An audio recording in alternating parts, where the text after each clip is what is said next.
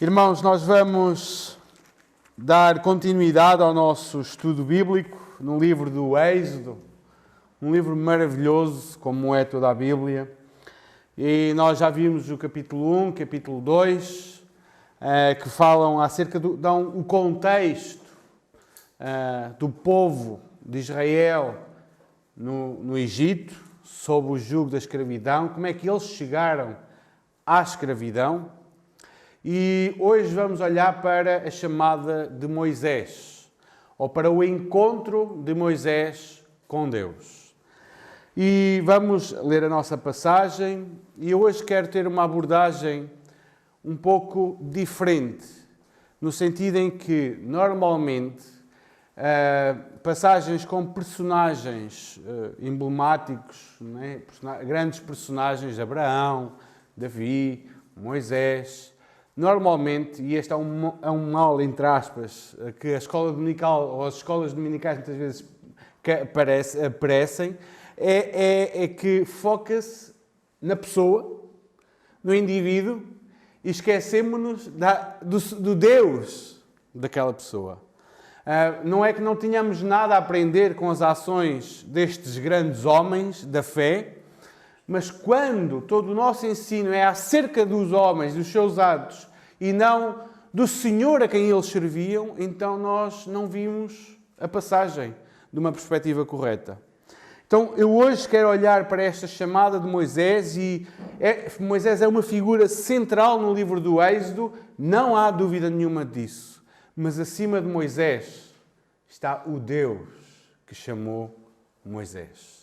E nós no capítulo 3 vamos ver 10 atributos, 10 qualidades, 10 prerrogativas de Deus, do Senhor que chamou Moisés. Então vamos ler a nossa passagem.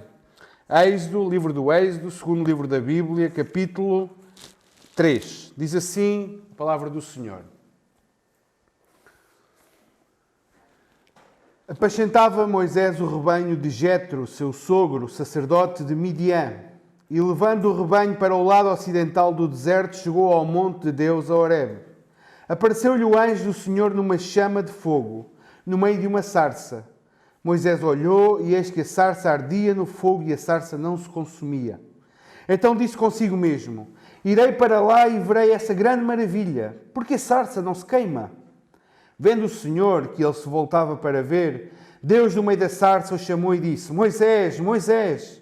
Ele respondeu: eis-me aqui. Deus continuou: não te chegues para cá, tira as sandálias dos pés, porque o lugar em que estás é terra santa. Disse mais: eu sou o Deus de teu pai, o Deus de Abraão, o Deus de Isaque e o Deus de Jacó. Moisés escondeu o rosto porque temeu olhar para Deus. Disse ainda ao Senhor: certamente vi a aflição do meu povo que está no Egito e ouvi o seu clamor por causa dos seus exatores. Conheço-lhe o sofrimento. Por isso, desci a fim de livrá-lo da mão dos egípcios e para fazê-lo subir daquela terra a uma terra boa e ampla, terra que mana leite e mel, o lugar dos cananeu, do Eteu, do Amorreu, do Ferezeu, do Eveu e do Jebuseu. Pois o clamor dos filhos de Israel chegou até mim e também vejo a opressão com que os egípcios os estão oprimindo. Vem agora e eu te enviarei a Faraó para que tires o meu povo, os filhos de Israel, do Egito. Então disse Moisés a Deus: quem sou eu para ir a Faraó e tirar do Egito os filhos de Israel? Deus lhe respondeu: eu serei contigo, e este será o sinal que eu te enviei. Depois de haveres tirado o povo do Egito, servireis a Deus neste monte. Disse Moisés a Deus: eis que, quando eu vier aos filhos de Israel e lhes disser: o Deus de vossos pais me enviou a vós outros, e eles me perguntarem: qual é o seu nome? Que lhes direi? Disse Deus a Moisés: eu sou o que sou. Disse mais: assim dirás aos filhos de Israel: eu sou, me enviou a vós outros. Disse Deus ainda mais a Moisés: assim dirás aos filhos de Israel: o Senhor, o Deus de vossos pais, o Deus de Abraão, o Deus de Isaque, o Deus de Jacó, me enviou a vós outros. Este é o meu nome eternamente, e assim serei lembrado de geração em geração. Vai, ajunta aos anciãos de Israel e diz-lhes: o Senhor, o Deus de vossos pais, o Deus de Abraão, o Deus de Isaque e o Deus de Jacó, me apareceu dizendo: em verdade vos tenho visitado e visto o que vos tem sido feito no Egito. Portanto, disse eu, far-vos-ei subir da aflição do Egito para a terra do Cananeu, do Eteu, do Amorreu, do Ferezeu, do Eveu, do Jebuseu, para uma terra que mana leite e mel. E ouvirão a tua voz e irás com os anciãos de Israel ao rei do Egito e lhe dirás: o Senhor, o Deus dos Hebreus, nos encontrou. Agora, pois, deixa-nos ir caminho de 3 dias para o deserto, a fim de que sacrifiquemos ao Senhor nosso Deus. Eu sei, porém, que o rei do Egito não vos deixará ir, se não for obrigado por mão forte. Portanto, estenderei a mão e ferirei o Egito com todos os meus prodígios, que farei no meio dele, depois vos deixará ir. Eu darei mercê a este povo aos olhos dos egípcios, e quando sairdes, não será de mãos vazias. Cada mulher pedirá à sua vizinha e à sua hóspeda joias de prata e joias de ouro e vestimentas, as quais poreis sobre os vossos filhos e sobre as vossas filhas, e despojareis os egípcios. Até aqui a palavra do Senhor. Vamos orar. Amado Deus e Pai, uma vez mais nos encontramos diante de Ti, diante da Tua palavra, Senhor. E Te pedimos nesta hora que nos venhas instruir, falar ao nosso coração, Senhor, falar à nossa vida, Senhor, para que Te possamos conhecer mais e mais e o nosso relacionamento contigo seja cada vez mais próximo, cada vez mais íntimo, Senhor. Nós Te louvamos por esta porção das Escrituras e ajuda-nos agora, Senhor, a entendê-la e a aplicá-la às nossas vidas, Senhor. Te pedimos isto no nome de Jesus Cristo. Amém. Amém. O povo estava no Egito e cresceu de quantas pessoas? 70. Que foram para o Egito, já eram milhares de pessoas, ou se não milhões de pessoas, quando Moisés aparece em cena. É um povo enorme, tão grande que o faraó temeu e então começou a escravizá-lo para que eles se acalmassem, e ainda eles continuavam a multiplicar-se mais quanto mais era a opressão. Então, no capítulo 2, vimos como Deus providencia as coisas através dos atos humanos, através das ações da mãe de Moisés, da irmã de Moisés. Deus estava continuamente a trabalhar para que o libertador fosse levantado. Mas o interessante é que no capítulo 1 e no capítulo 2 nós não vemos diretamente um relato de Deus a agir. E Deus fez isto, e Deus fez aquilo. Mas está claramente implícito no texto de que toda aquela providência era de Deus. O facto do menino ir para o rio, de ser encontrado pela filha de Faraó, criado pela própria mãe na cultura hebreia, na cultura dos hebreus, educado na cultura dos egípcios. Cresceu, formou-se 40 anos e aos 40 anos Moisés teve uma ideia, que era tentar uma libertação, tentar que o seu povo não fosse oprimido, e matou um egípcio e correu-lhe mal. E ele foi para o deserto e lá viveu mais 40 anos. E agora chegamos ao momento em que não é Moisés que encontra Deus, é Deus que vai ao encontro de Moisés. E eu pedi ao Filipe para pôr o PowerPoint, por favor. E para nós irmos acompanhando, vamos ver 10 atributos, como eu já disse, de Deus nesta passagem.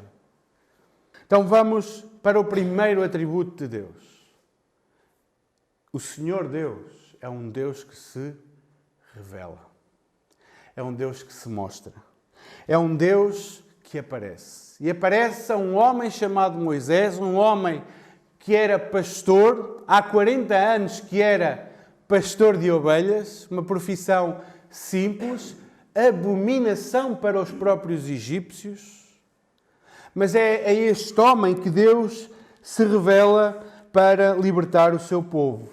É interessante que Moisés precisava deste estágio de 40 anos no deserto. Uma leitura que eu recomendo. a leitura do livro Estudos Bíblicos no livro do Êxodo, de Mackintosh. Pelo menos este capítulo 3. A abordagem que ele faz à necessidade que cada servo de Deus, que cada homem que deseja ir para o ministério precisa de passar pelo deserto. Precisa de passar pelo privado com Deus, pela intimidade com Deus, antes de fazer qualquer obra. E Deus chama este homem. E Deus podia o ter chamado há 40 anos atrás. Um homem na força do seu vigor, no auge, né? Com 40 anos. Eu penso que com 40 anos o homem, pelo menos naquela altura, ainda estaria com muito vigor.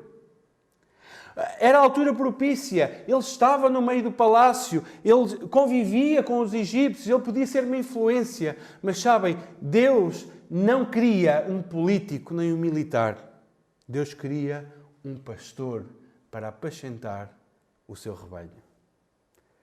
É como o Salmo 77:20 diz: o teu povo tu o conduziste como rebanho pelas mãos de Moisés e Arão. Não era pelo político, pelo militar, pelo estratega, mas por um pastor que conduzisse e apacentasse o seu povo. Então diz-nos o texto que Moisés ia, um dia normal de pastoreio, foi para o monte do Senhor, e este monte do Senhor é o monte Horebe, ou seja, o monte Sinai. E quando a expressão diz o monte do Senhor, não significa que era ali que Deus se revelava sempre. Temos que olhar na perspectiva do escritor. Foi naquele monte que Deus se revelou a Moisés e foi naquele monte que Deus deu a lei ao seu povo. Por isso era o monte do Senhor. É na perspectiva de quem já está a escrever aquilo que aconteceu. Então, esse era o monte do Senhor e Moisés vai para ali, para o monte de Horebe. Um monte como outro monte qualquer, vai pastar as suas ovelhas e diz então que apareceu-lhe o anjo do Senhor numa chama de fogo no meio de uma sarça. E isto despertou a curiosidade de Moisés. Isto despertou o interesse de Moisés. Sarças a arder no deserto era normal, porque o calor intenso faz com que os ramos secos ardam, simplesmente. Mas sabem o que era interessante e fora do comum? Não era uma sarça a arder. Era uma sarça a arder que não se consumia. Todos nós queríamos arranjar lenha desta, não era?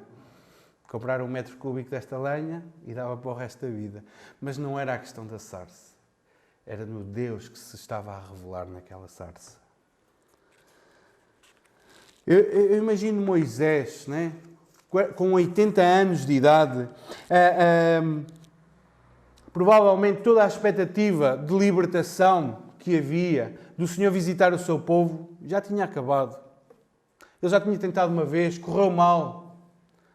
No entanto, é ali, naquele lugar no meio do pastoreio, no meio do rebanho, no meio de onde o gado se alimenta. É ali que Deus desce e se revela a Moisés. Deus chama por Moisés. Irmãos, quem é o nosso Deus? O nosso Deus é um Deus que se revela, que se mostra. Certamente nós não fomos atraídos por nenhuma sarça ardente. Mas sabemos que, à semelhança de Moisés e de todos os filhos de Deus, o Senhor revelou-se a nós a certa altura. O Senhor desceu até nós. O Senhor mostrou-se. O Senhor tirou-nos o véu que nos tapava os olhos e se revelou a nós. Este é o nosso Deus, irmãos. É o Deus que se revelou a Moisés, que se revelou a Abraão, a Isaac, a Jacó, a Davi, a Pedro, a Paulo, a mim e a vocês. É o Deus que se revela, que se mostra. Irmãos, e o mais incrível é que esta sarça é uma demonstração de Deus se revelar ao seu povo de uma forma humilde. Ele desceu e ardeu numa sarça. Mas isto não é nada comparado com a grande revelação que temos de Deus em Cristo Jesus, onde o próprio Deus desce, encarna, se faz homem e vive como os homens no meio da humanidade. Deus revelado no homem. E todo aquele que olha para esse homem, que é Jesus Cristo, contempla Deus, o próprio Deus. Então, o primeiro atributo é que Deus se revela. O segundo atributo é que Deus chama. Versículo 4. Diz, vendo o Senhor que ele se voltava para ver, Deus do meio da sarça o chamou e disse, Moisés, Moisés. E ele respondeu, eis-me aqui. O nosso Deus é um Deus que chama pelo nome cada um de nós. Incrível, não é? Incrível. Moisés aproximava-se da sarça e ele ouve o seu próprio nome daquela sarça. Moisés. Moisés. O Senhor, o Deus que falou a Abraão, que falou a Isaac, que falou a Jacó. O Senhor que disse ao seu amigo Abraão, Abraão, Abraão, quando ele estava para sacrificar o seu filho Isaac, agora revela a mesma intimidade e o mesmo relacionamento com Moisés, dizendo, Moisés, Moisés. Irmãos, isto é fascinante. O Senhor, o nosso Deus, não é um Deus que conhece só o seu povo. Os nossos governantes conhecem os portugueses, mas não nos conhecem a cada um de nós. Mas o nosso Deus é um Deus que conhece o seu povo e conhece individualmente cada um de nós. Conhece individualmente as nossas lutas, os nossos desafios, os nossos sonhos, os nossos projetos, a nossa vida de trás para a frente e de frente para trás. Ele conhece os nossos intentos do coração. Ele conhece tudo o que há em nós. Assim como ele chamou Moisés pelo nome, porque conhecia Moisés pelo nome, ele chama por cada um de nós pelo próprio nome. Ele conhece cada um de nós e isto é fascinante, irmãos. Não somos só nós que conhecemos a Deus, Deus conhece-nos. Irmãos, como nós ficaríamos orgulhosos se uma entidade pública, se alguém famoso dissesse na televisão e mencionasse o nosso nome. Nós ficaríamos vaidosos, partilharíamos no Facebook, no WhatsApp. Era um prestígio para nós. Mas, queridos irmãos, muito mais do que qualquer personalidade, o Senhor Deus, Criador dos céus e da terra, conhece-nos e trata-nos pelo nosso nome. E chama-nos pelo nosso nome. Então, Deus não é um Deus simplesmente que se revela a nós. É um Deus que nos chama individualmente a cada um de nós. O terceiro aspecto é que Deus santifica. Versículos 5 e 6 diz, Deus continuou, não te chegues para cá, tira as sandálias dos pés, porque o lugar em que estás é terra santa. Irmãos, este versículo é importante porque, segundo eu pesquisei, a palavra santo é a primeira vez que aparece na Bíblia. É aqui neste texto. A terra que Moisés estava a pisar era terra santa. E sabem porque é que ela era santa? Era a terra em si. Era a presença de Deus naquele lugar, que santificou aquele pedaço de terra. O nosso Deus é um Deus santo e Moisés não se podia chegar de qualquer maneira a Ele. Tinha que ter o gesto, que seria um gesto comum de reverência, tirar as sandálias dos pés. E como um escravo andaria, descalço, diante do seu Senhor. Reverência ao Deus que é santo e que santifica. Moisés então teve a resposta que todo homem precisa de ter. O que é que diz o nosso versículo? No versículo 6, ou no versículo 6, diz que Moisés escondeu o rosto porque temeu olhar para Deus. Irmãos, este é o primeiro estágio de qualquer um que se encontra com Deus. Qualquer um que teve um verdadeiro encontro com Deus. A primeira coisa é sentir o peso da santidade de Deus e da nossa pecaminosidade. E de nos termos que curvar efetivamente diante de um Deus que é santo e que exige santidade do seu povo. E Moisés tinha que aprender esta lição. Deus é santo e exige santidade na sua presença. E exige reverência na sua presença. Não temor. Ou não medo, aliás. Não medo, não terror. Mas temor, reverência. Respeito por aquele diante do qual nós estamos. Deus iria mostrar mais adiante ao longo do livro e de Levítico que Deus é um Deus santo, mas Ele introduz a temática aqui. Tira as sandálias dos teus pés, porque onde tu estás é terra santa. Quem é o nosso Deus, irmãos? É um Deus santo e santificador, digno de toda a reverência. E isto traz uma aplicação para nós. A nossa vida deve ser pautada pela santidade, pela reverência. Mas, irmãos, e traz para nós também um princípio de culto. O culto a Deus tem que ser marcado pela alegria, pela celebração, pelo entusiasmo, mas sem perder a reverência, sem perder o temor, sem perder o respeito. Irmãos, nós estamos aqui hoje a cultuar a Deus. Será que sentimos efetivamente este peso de que estamos diante de um Deus que é santo? Sentimos este peso em nós ou estamos a marcar agenda quinta-feira à noite? Estamos aqui na disposição de querer louvar este Deus que é santo, que é puro? É uma análise que cada um de nós tem que fazer. Como nós nos comportamos neste lugar, como nós cultuamos a Deus. Deus é um Deus santo e que exige reverência de todo aquele que se achega a Ele. Em quarto lugar, Deus é um Deus que conhece o sofrimento do seu povo. Verso 7 e verso 16. Diz assim o texto, certamente, reparem nos verbos, vi o seu clamor por causa, vi a aflição do meu povo que está no Egito. Ouvi o seu clamor por causa dos seus exatores. Conheço-lhe o seu sofrimento.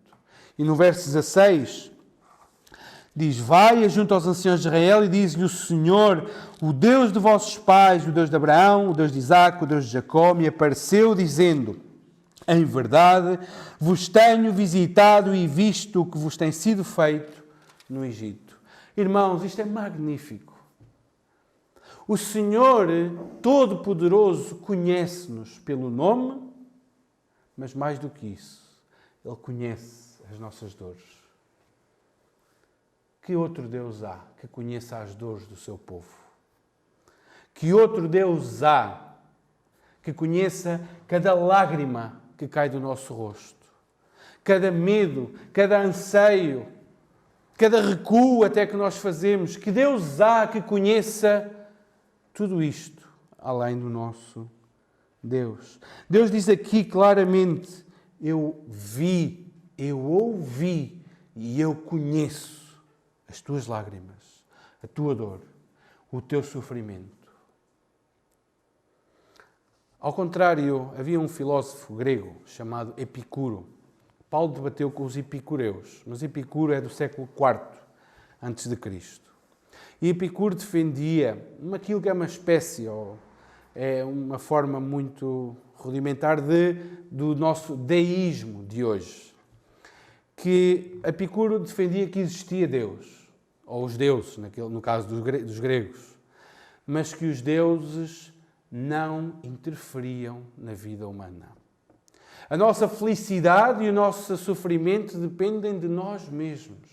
Nós é que escrevemos a nossa história e nós é que somos ou felizes ou infelizes, dependendo de nós mesmos. Esta era a filosofia de Epicuro. Mas, irmãos, Deus está interessado nos nossos problemas. Lembremos-nos disto. Deus estava interessado nos problemas do seu povo que estava humilhado no Egito. E Deus está interessado nos problemas de cada um de nós aqui hoje, irmãos. Deus não é um Deus distante que pôs as coisas a funcionar e foi-se embora. Deus é um Deus presente que conhece intimamente os anseios do coração de cada um de nós aqui. Eu não sei quantos problemas estão aqui escondidos hoje. Eu não sei, nenhum de nós aqui sabe quantos receios estão aqui no nosso meio. Mas eu quero dizer, Deus conhece cada um deles. Deus não está alheio às nossas preocupações. Deus não está separado ou alienado das nossas lágrimas. Deus conhece o sofrimento do seu povo.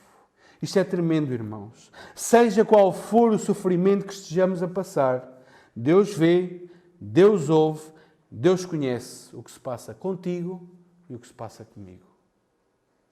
Deus conhece. Em quinto lugar, vemos um Deus que liberta. Verso 8 e verso 9. Diz, por isso desci a fim de livrá-lo das mãos dos egípcios e para fazê-lo subir daquela terra, uma terra boa e ampla, terra que mana leite e mel. E no 9, pois o clamor dos filhos de Israel chegou até mim e também vejo a opressão com que os egípcios os estão oprimindo. E Deus podia dar-se o caso de Deus estar atento às condições do seu povo, de Deus realmente conhecer o sofrimento do seu povo, mas Deus não querer libertar o seu povo. Mas o nosso Deus é um Deus que liberta. É um Deus que tira do jugo, que tira da escravidão aquele que clama a Ele. Tirou os hebreus do Egito e tira hoje o homem de uma escravidão muito maior do que qualquer faraó, qualquer Egito. A escravidão do pecado, de Satanás e do mundo. O nosso Deus ainda é um Deus que liberta hoje as pessoas. O nosso Deus ainda é um Deus hoje que salva aquele que está oprimido. Este é o nosso Deus. Irmãos, quando Deus quer livrar e libertar, o que é que diz Isaías 43, 13? Operando eu, quem o impedirá? Se Deus diz, Ele vai sair do Egito, vai sair do Egito. Não tenham dúvidas. Quando Deus diz uma coisa, ela acontece.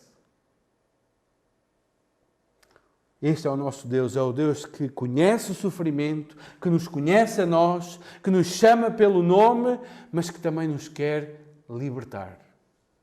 Que nos quer livrar do pecado, livrar-nos da condenação, da escravidão deste mundo e levar-nos à terra prometida, ao descanso celestial.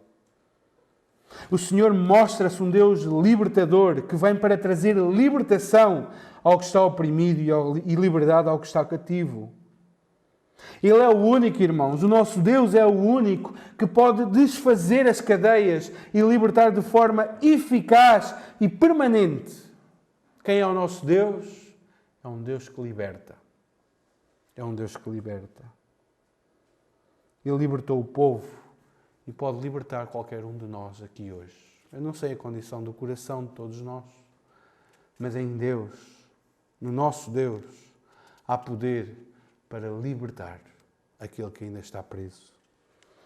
De sexto lugar, o nosso Deus é um Deus que envia e capacita. Versos 10 e 11.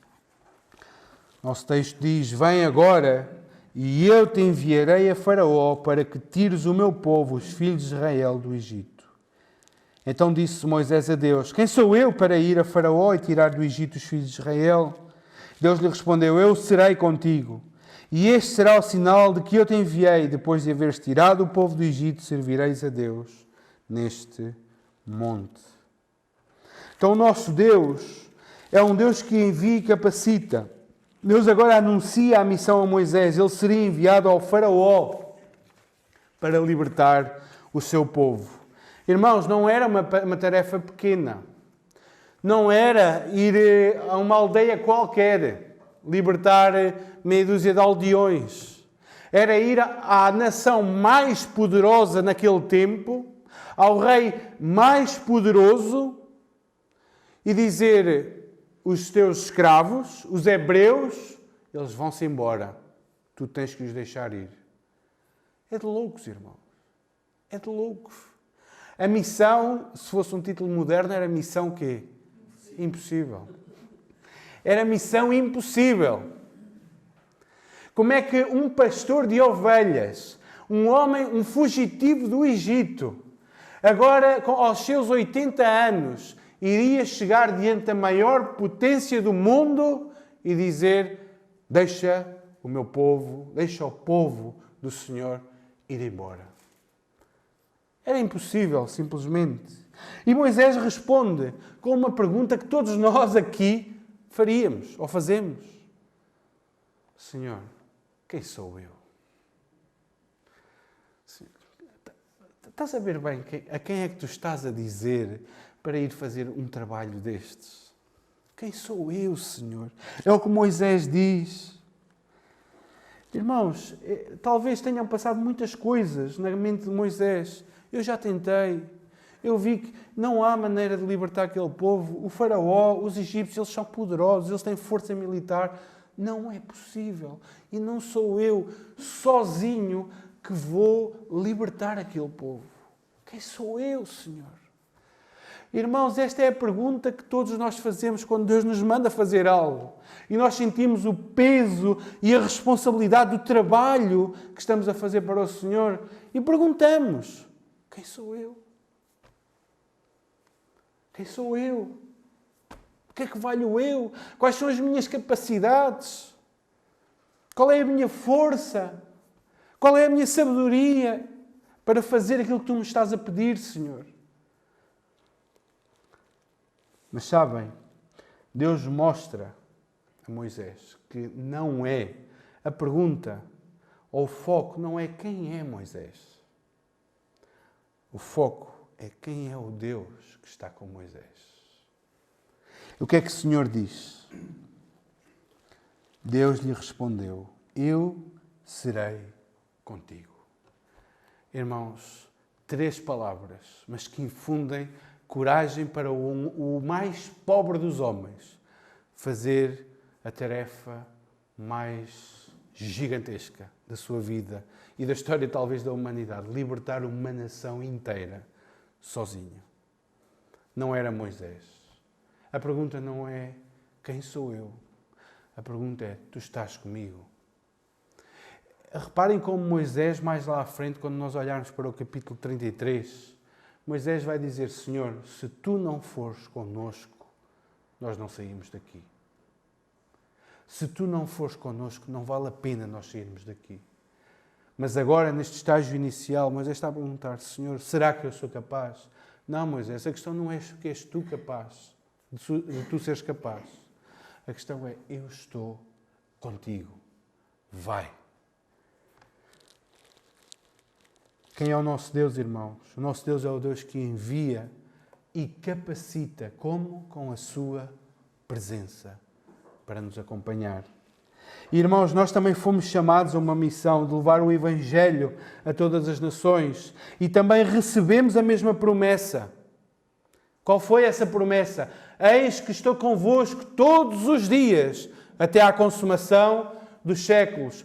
Vai e prega o Evangelho. Vai e faz discípulos, batizando-os em nome do Pai, do Filho e do Espírito Santo, ensinando-os a guardar todas as coisas que vos tenho ensinado.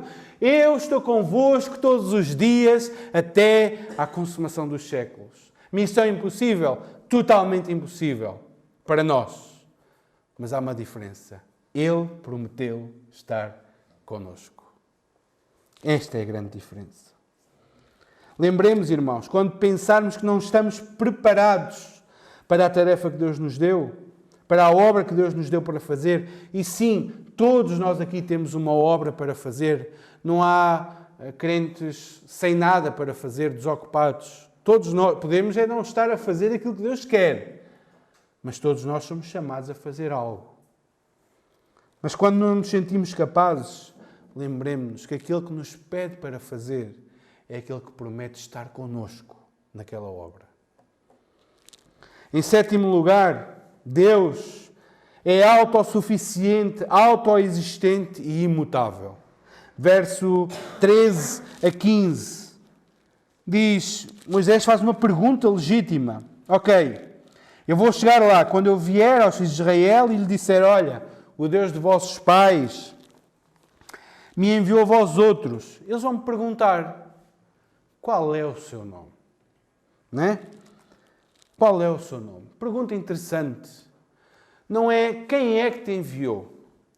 Aqui o pronome interrogativo qual, no hebraico, tem uma ideia de o que é que significa o nome de Deus. O que é que eu sou significa para nós. No meio do nosso sofrimento, no meio da nossa dor. Qual é que peso é que isso tem para nós? Então, Moisés diz, olha, o povo vai me perguntar qual é o seu nome. Ou seja, o que é que tu tens para dar a um povo que está perdido, que está escravizado? Quem é que tu és? O que é que eu vou apresentar diante deles? Então diz Deus a Moisés, no verso 14, eu sou o quê? O que sou. Eu sou o que sou. Ficamos na mesma. Porquê? Porque não, há mais de 3.000 anos que não se consegue definir o que é que Deus quis dizer propriamente com eu sou o que sou. Mas, irmãos, há algumas coisas que nós podemos retirar deste nome. Eu sou o que sou. Eu posso dizer, eu sou homem. O Valentim também é um ser humano, ação, e todos nós aqui somos homens. Eu sou branco, ou eu sou preto, eu sou isto, ou sou aquilo. E arranjamos sempre pessoas que se associem a nós, mas Deus é único. Então Ele diz, queres-me definir? Eu sou o que sou, simplesmente. Não há nada que eu possa dizer o Senhor é como. Tá? Ele é o que é. Indefinível. Único em seu ser. Mas com esta expressão, nós vemos que eu sou o que sou, ou eu sou, significa que Deus é sempre presente, não há passado, não é eu era, não é eu serei, mas eu sou continuamente. Deus não está preso àquilo que nós chamamos de tempo. Deus está para além do tempo. Houve um tempo em que não havia tempo. E Deus já existia. Deus já era. Deus está para além do passado, do presente e do futuro. Ele é continuamente. Deus também é imutável. Eu sou o que sou. Aquilo que Ele era antes de haver mundo, era o mesmo na criação, era o mesmo depois da queda, era o mesmo com Abraão e agora era o mesmo com Moisés. Era o mesmo. A situação tinha mudado, os hebreus tinham mudado a sua realidade. Eles deixaram uma terra, deixaram de ser uma família e eram uma grande nação escravizada. Mas uma coisa permanecia a mesma. O eu sou. O Senhor. Também percebemos pelo eu sou que Deus é incomparável. Ele não se pode medir nem comparar com ninguém. A única coisa com quem nós podemos comparar Deus é com o próprio Deus. Eu sou o que sou. Deus é autoexistente. A sua existência não deriva de nada nem de ninguém. Ele sempre é. Deus é autossuficiente. Ele não busca a sua força em nenhum lugar e não precisa de nada. Porém, todos precisam dele. Eu sou o que sou. É este o Deus que os vai tirar do Egito. O eu sou. Como nós cantamos, o grande eu sou. Por meio desta revelação, ou da revelação do seu nome, Deus está a dizer a Moisés que ele não estaria sozinho na sua tarefa. O Senhor todo-suficiente, que está presente, estaria com ele e com o seu povo. Quem é Deus? Deus é aquele que é. Irmãos, quando olhamos para as nossas circunstâncias, para os nossos problemas, para as nossas dificuldades e privações, lembremos de quem é o nosso Deus. Ele não depende de ninguém. Ele não é condicionado por nada. Ele não precisa de ninguém nem de nada. Este é o Senhor que está comigo e com cada um de nós, dia após dia, nas nossas lutas, nas nossas lágrimas, nas nossas dores, nas nossas conquistas. É o Eu Sou que está connosco diariamente.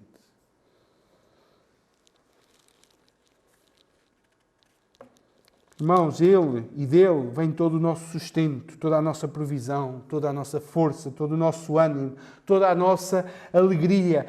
Ele é o Deus que agiu nos homens do passado, o Deus que falou a Abraão, que falou a Isaac e Jacó, o Deus que libertou o povo do Egito, o Deus que ganhou nas batalhas e conquistou a terra de Canaã e deu ao seu povo, o Senhor dos exércitos. É o nosso Deus, ainda hoje. É o mesmo Deus. É o mesmo Deus.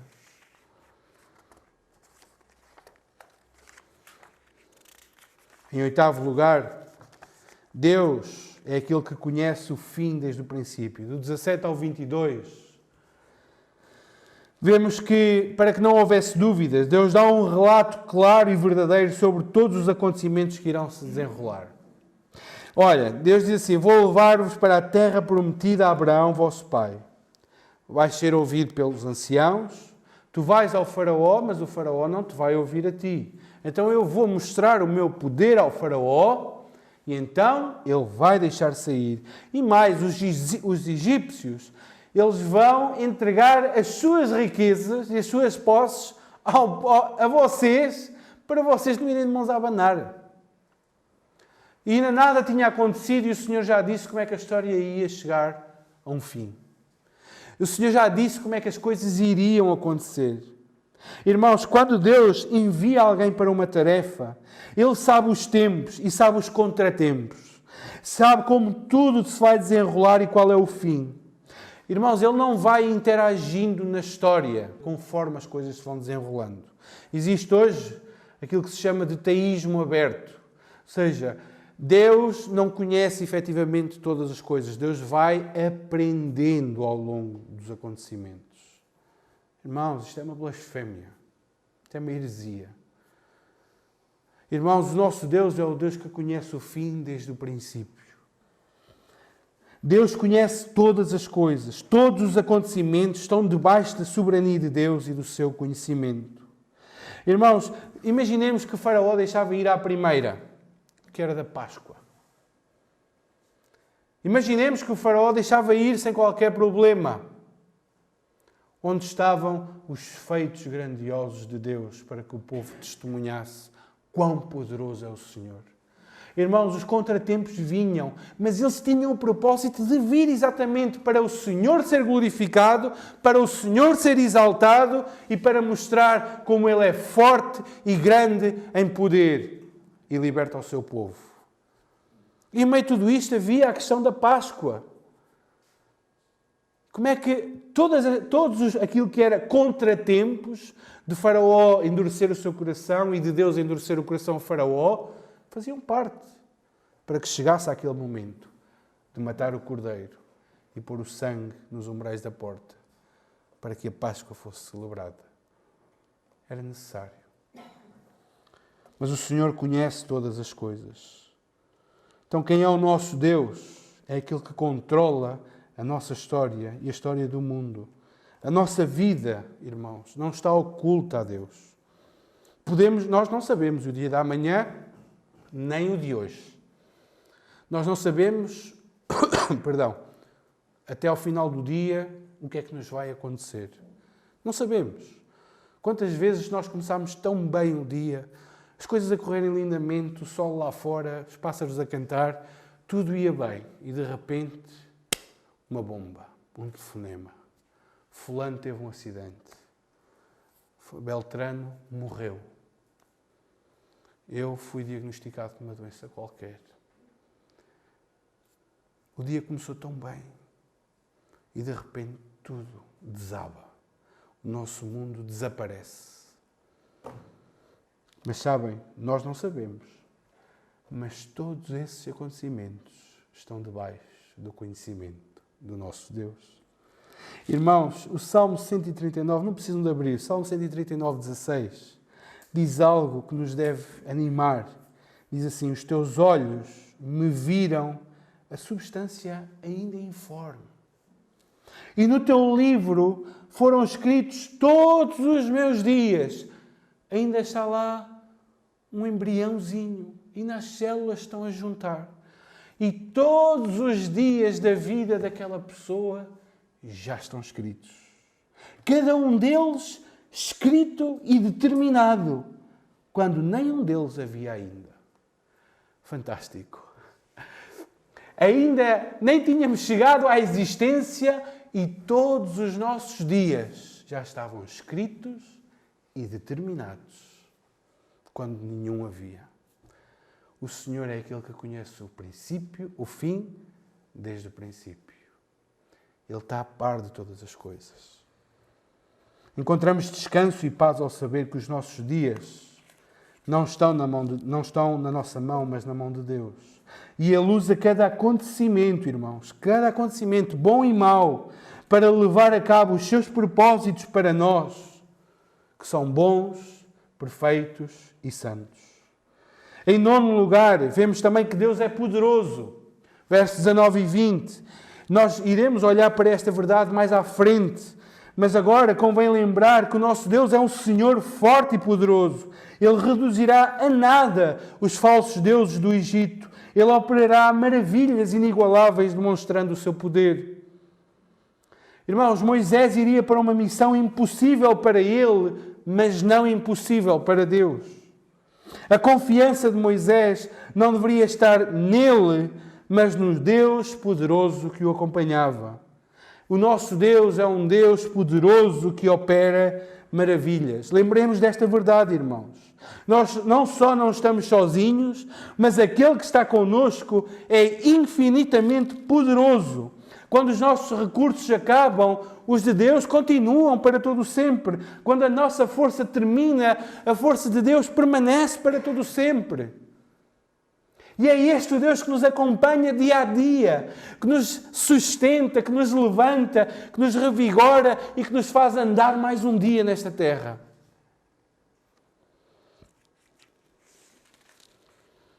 Aquele que envia é aquele que tem poder para levar a missão até ao fim. E por último, nosso Deus é um Deus provedor. Versos 21 e 22. Deus iria libertar o seu povo, mas algo extraordinário é proferido nesta passagem, irmãos. Eles não iriam de mãos vazias. O Senhor iria fazer as coisas de modo a que o povo, quando saísse do Egito, fosse com recursos. Eles iriam despojar os egípcios. Era sair da escravidão e levar o que melhor de lá havia. Para que o povo não tivesse falta de recursos, nem para a jornada, nem para a construção do tabernáculo, por exemplo. Tudo, eles tinham tudo, porque Deus é um Deus provedor. Deus iria estar com o povo nas suas necessidades. Iria providenciar todas as coisas para que o povo tivesse os recursos necessários. O nosso Deus é um Deus que provê. Irmãos, é maravilhoso ver como Deus cuida dos seus, até o mais íntimo pormenor, até o mais ínfimo pormenor. Aquele que liberta, é aquele que envia, é aquele que capacita e é o mesmo que dá todas as coisas necessárias. O pão de cada dia, o sustento de cada dia. Nada falta ao povo de Deus que Deus não providencie. Deus fez o que seria impensável, irmãos. Os escravos saírem da terra dos seus senhores e levarem-lhe a riqueza. Sem roubar. Foram os egípcios que lhes deram. Irmãos, Deus vai buscar recursos aos sítios mais inusitados. Deus vai buscar a sua provisão a sítios impensáveis. Mas o que é certo é que Ele não falta com nada aos seus. Irmãos, à luz destas verdades, de quem é o nosso Deus, é que Moisés pôde fazer algo que o autor de Hebreus menciona. Em Hebreus 11:27 diz assim: pela fé, ele abandonou o Egito. Abandonou aqui saiu com o povo. Não ficando amedrontado com a cólera do rei. antes permaneceu firme como quem vê aquele que é invisível. Porque é que Moisés foi na confiança? A partir do capítulo 5. Foi na força do Senhor. Foi porque ele aprendeu quem era o Deus que o enviava. Quem era o Deus que estava por trás daquela grande missão.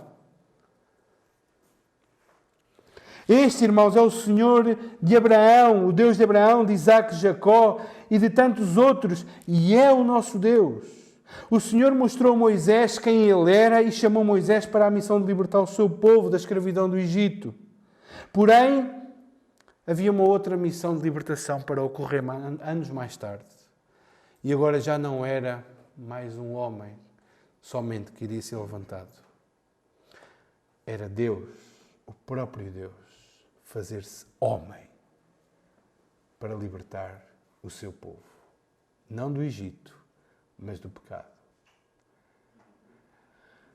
O João disse algo a semana passada. Nós vemos imensos paralelos entre Moisés e Jesus.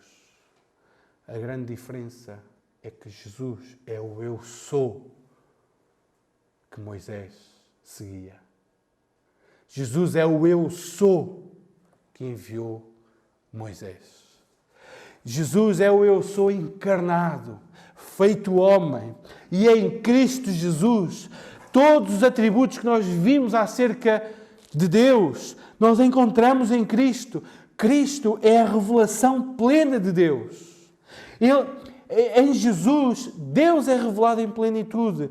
Quem me vê a mim, vê o Pai. Mostra-nos o Pai. Como dizes tu, mostra-nos o Pai. Quem me vê a mim, vê o Pai. Eu e o Pai somos um. O Filho unigênito que está no seio do Pai, esse foi quem o revelou.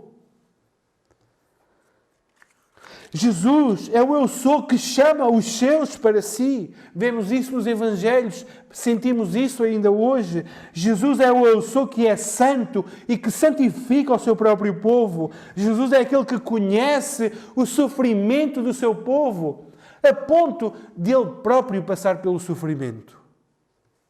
Jesus é aquele que liberta o seu povo dos seus pecados. Jesus é aquele que envia os seus e os capacita, doando-lhes o quê? Ou dando-lhes o quê? O Espírito Santo para a missão.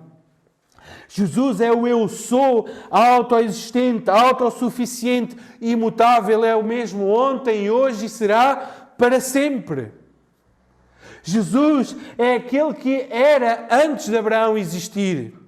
Antes que Abraão existisse, eu sou. Jesus é conhecedor de todas as coisas. Jesus, Ele é poderoso. Jesus é o provedor da nossa vida. Em Cristo Jesus nós encontramos um libertador muito maior do que o próprio Moisés. Porquê? Porque Ele é o eu sou encarnado. Este Deus poderoso que falou a Moisés e que enviou Moisés e que operou maravilhas no Egito, encarnou, fez-se homem, viveu entre nós para nos libertar a nós. Irmãos, diante de tal verdade ou de tais verdades, que todo o nosso louvor, toda a nossa adoração, toda a nossa alegria, toda a nossa confiança, todo o nosso contentamento, toda a nossa satisfação esteja em Deus. Porque este Deus a quem Moisés serviu e seguiu é o nosso Deus. As coisas que fez a Moisés, estas verdades que deu a Moisés, são também nossas.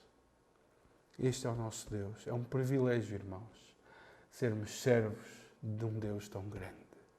Do único Deus verdadeiro, o grande eu sou. Que o Senhor nos abençoe.